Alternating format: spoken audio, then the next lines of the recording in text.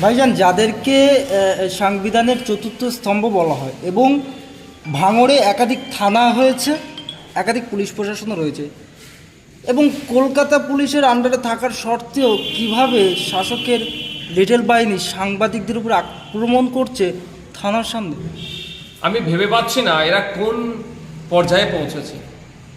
রাজ্য সরকার গণতন্ত্রের বুলি আওড়াচ্ছেন, রাজ্য প্রশাসন ফেলাও করে এই প্রোগ্রাম সেই প্রোগ্রাম হ্যান ত্যান করছে, পুলিশ অন করছে, কিন্তু থানার সামনেই সাংবাদিকরা আজকে যেভাবে আক্রান্ত হলো, নিয়মিত আমি শিহরিত হয়ে উঠছি। আমি তীব্র নিন্দা ধিক্কার জানাচ্ছি। এই বিষয়টা কিন্তু আমি দেখছি, যদি কলকাতা পুলিশের ভাঙড় থানা ভাঙড় ডিভিশন যদি ঠিকঠাক পদক্ষেপ গ্রহণ না করে, আমি বিধানসভায় তুলব এবং মুখ্যমন্ত্রীকে প্রশ্ন আমি সম্মুখীন করব। মুখ্যমন্ত্রীর কাছে প্রশ্নের উত্তর চাইব। আমি প্রশ্ন করব যে এমনি সাংবাদিক স্বাধীনতায় পশ্চিমবঙ্গ সহ ভারতবর্ষের অবস্থান অনেক তলনিতে, ভয়ঙ্কর জায়গায় পৌঁছে গিয়েছে। 180টি দেশের মধ্যে 159 র্যাঙ্কে আমরা সাংবাদিক স্বাধীনতায়।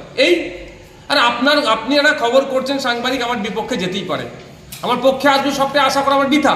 তো বিপক্ষে যাওয়ার জন্য আমি আপনাদের উপর আক্রমণ করবো, আপনাদেরকে প্রাণঘাতী হামলা চালাবো আবার থানার সামনে? এটা কোন লেভেলের অসভ্যতা আমি চরমেরা পৌঁছেছে। এদের জবাব আগামী দিনে দিতে হবে। মানুষ তো দিচ্ছিল জবাব। সাংবাদিক বন্ধুদেরকে বলবো নিরপেক্ষতা বজায় রেখে আপনারা এদের দুর্নীতির বিরুদ্ধে লড়াই করে যান। ইভেন নওশাদ সিদ্দিকী আমারও ভুল হলে আমারও আপনারা সমালোচনা করবেন। আপনারা সমালোচনা করলে আমি মনে করবো আমরা ভুলটাকে আমি ঠিক করে শুধরে নেব। আর পুলিশ প্রশাসন যদি ওই চাটুকারিতা করে, তাহলে পুলিশ প্রশাসনকে কিন্তু জবাব দিতে হবে। কারণ থানার সামনে ঘটনা ঘটেছে এবং সিসিটিভি ফুটেজে সম্পূর্ণভাবে দেখা যাচ্ছে কে বা কারা। শওকত সাহেবের এক চালা আপনার আহসান সাহেব, তার নেতৃত্বে যেভাবে হয়েছে আমি ভেবে পাচ্ছি না। উনি একজন নিজেকে লিডার বলে দাবি করেন, তিনি একটা গুন্ডাদের মতো যেভাবে মারামারিতে জড়িয়ে পড়লেন, এর খেসারত ওনাকে দিতে হবে। সাংবাদিকরা যদি এইভাবে মার খায়, তাহলে সাধারণ মানুষ কতটা আতঙ্কে রয়েছে আজ ভাঙড়ে? একদম। এইটা অ্যাকচুয়ালি এইগুলো যারা ফ্যাসিস্ট চিন্তা ভাবনা নিয়ে চলে, তারা সবসময় এগুলোকে করে। সমাজে একটা আতঙ্ক তৈরি করে রাখবে, সোসাইটিতে একটা এই ভয়ের পরিবেশ তৈরি করে রাখবে। এমন পরিবেশ হয়ে যাবে যে মুখ খুলতে সাহস পাবে না সাংবাদিকরা। সাধারণ মানুষ তো দূরের কথা। কদিন আগে মধ্যপ্রদেশে দুর্নীতি হয়েছে, তার বিরুদ্ধে খবর করেছে, পিটিয়ে খুন করে দিয়েছে। উত্তরপ্রদেশে সেখানে দুর্নীতি হয়েছে, খবর করেছে, তাকে খুন করেছে।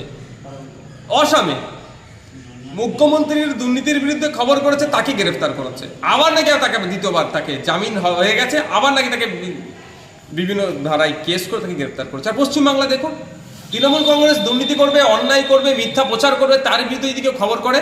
আমাদের গতকালকেই আমাদের ভাঙড়ে এক সাংবাদিক আপনার আব্দুর রশিদ শেখ, সে একটা খবর করছিল, তাকে রীতিমতো তুলে নিয়ে গিয়ে অপহরণ করা টাইপ করে তাকে মারধর করেছে।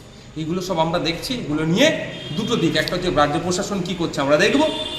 যদি প্রশাসন তার মতো কাজ না করে, আইনের দ্বারস্থ হবে, কোর্টের মাধ্যমে হবে। গতকালকের ঘটনা এবং আজকের ঘটনা, যেটা ডিজিটাল প্ল্যাটফর্মে সাংবাদিকদের উপর যেভাবে আক্রমণ নেমে এসেছে গতকাল এবং আজকে, এগুলো নিয়ে কোর্টে যাব এবং সাথে সাথে বিধানসভাতেও কিন্তু আমি প্রশ্ন করব। তখন কিন্তু কনসার্ন ডিপার্টমেন্টাল মিনিস্টারকে উত্তর দিতে হবে, কারণ পুলিশ মন্ত্রী আমরা কে জানি। কিন্তু এই রশিদকে তুলে নিয়ে যাওয়ার পরে পুরো থানার সামনে থেকেই তুলে নিয়ে গিয়ে মারধর করেছে, কিন্তু পুলিশ 24 ঘন্টা পার হয়ে গেছে, এখনো কোনো অ্যাকশন নিল না। আমরা তো দেখছি, আমাদের কাছে এখনো খবর আছে, আমরা খবর নিচ্ছি, দেখছি পুলিশ কি নিচ্ছে কি নিচ্ছে না। Police in action, police over action, দুটো বিষয় আছে। এটাকে নিয়ে কিন্তু আমরা কোর্টে যাওয়ারটা রাস্তা খোলা আছে। বললাম কি, পুলিশ যদি মনে করে কাউকে বাঁচাবে, কোর্টে যে পুলিশকে জবাব দিতে হবে। আজকে এই আক্রমণ করার আগে পুলিশের সঙ্গে শাসক দলের নেতারা বৈঠক করেছে আমাদের সামনেই, করেই তার পিছন দিয়ে আমাদের আক্রমণ করলো।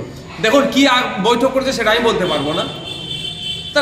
তাদের তখন পার্টি অফিস কোনটা আর কোনটা থানা এখন গুলিয়ে ফেলে তারা নিজেরাও। তারা দেখবেন অনেক সময় দেখবেন আইসির কলার ধরে মারছে, সিউড়িতে দেখলেন কেন? এই ধরনের অবৈধ লোকেদের সাথে, অবৈধ মিনস যারা সমাজ বিরোধী, তাদের সাথে এই নেক্সাসের ফলে দেখবেন বিভিন্ন জায়গায় পুলিশকে তৃণমূলের লোকেরাই মারছে। কেন মারছে? এই দুর্নীতির সাথে যুক্ত আছে বলে। আমি চাইবো না ভাঙড় থানার, যদিও ভাঙড় থানার একটা অফিসারকে তো ওই সাকসারে তো মেরেছিল, আমি সেই ঘটনার পুনরাবৃত্তি হোক আমি চাইবো না।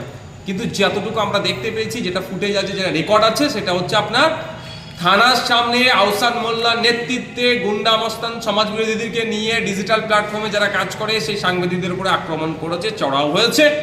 এটা আমরা দেখেছি। আর শওকত মোল্লার ঘনিষ্ঠ আহসান আমরা সকলেই জানি। এর জবাব কিন্তু এদেরকে দিতে হবে, ছাড়ের কোনো জায়গা নেই। ভাইজান, প্রশ্ন উঠছে গণতন্ত্রের, কারণ যেভাবে প্রশাসন থাকা অবস্থায় যেভাবে শাসকের লেটেল বাহিনীরা অত্যাচার করছে, তাহলে কি থানা এবার তৃণমূলের পার্টি অফিস বলা যেতে পারে? দেখুন, যদি মানুষ থানা থেকে মুখ ফিরিয়ে নেয়, পুলিশের উপরে ভরসা দিয়ে কমে যায়, তাহলে মানুষ কি হবে? মারামারি হবে, হানাহানি হবে, কাটাকাটি হবে, আইন হাতে তুলে নেবে। এটা আমি কোনো মতেই চাই না। আর তাই আমি অনুরোধ করব প্রশাসনের কাছে, অবিলম্বে ব্যবস্থা গ্রহণ করা হোক, যারা কালপিট তাদেরকে গ্রেফতার করে সর্বোচ্চ শাস্তির ব্যবস্থা করা হোক।